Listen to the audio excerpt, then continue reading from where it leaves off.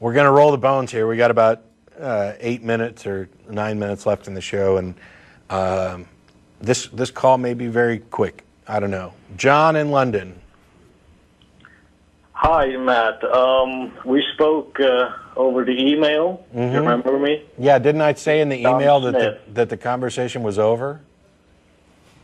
Yeah, you said that I didn't have any proof and evidence to justify my Christianity. Right.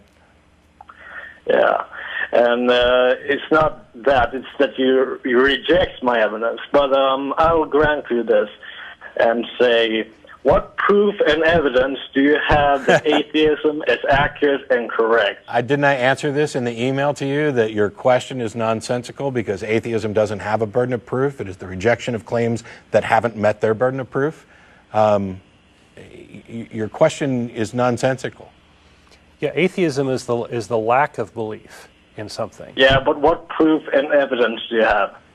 Okay, I don't know how many other ways I can explain this. I lack the belief because I know what's inside my head. I don't know how else I can explain this, but let's imagine that I have a box here, and Don claims that there is a unicorn in this box, and I say I don't believe him. I don't need any proof or evidence that my position is true.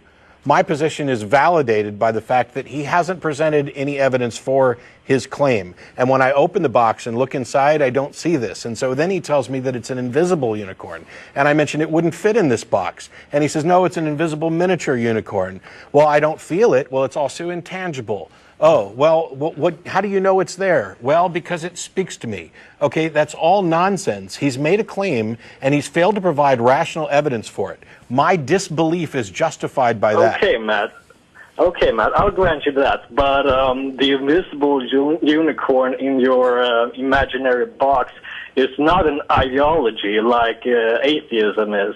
So what proof and evidence do you have that atheism is accurate? You're done. You're done, John. You're done. I can't explain it. I explained it in email. I explained it here. We are on a shortened scope. There's no way I'm going to waste time explaining things like that. It's not an ideology. Atheism isn't a dogma. It's not an ideology. It's not a worldview. It is nothing more than a single position on a single issue. If you believe that gods exist, you are a theist. If you do not believe, you are an atheist. Everything else that would be considered ideological is separate, which is why atheists can be libertarians, Green Party, Republican, Democrat, whatever. It's why atheists could be pro-life, pro-choice, whatever.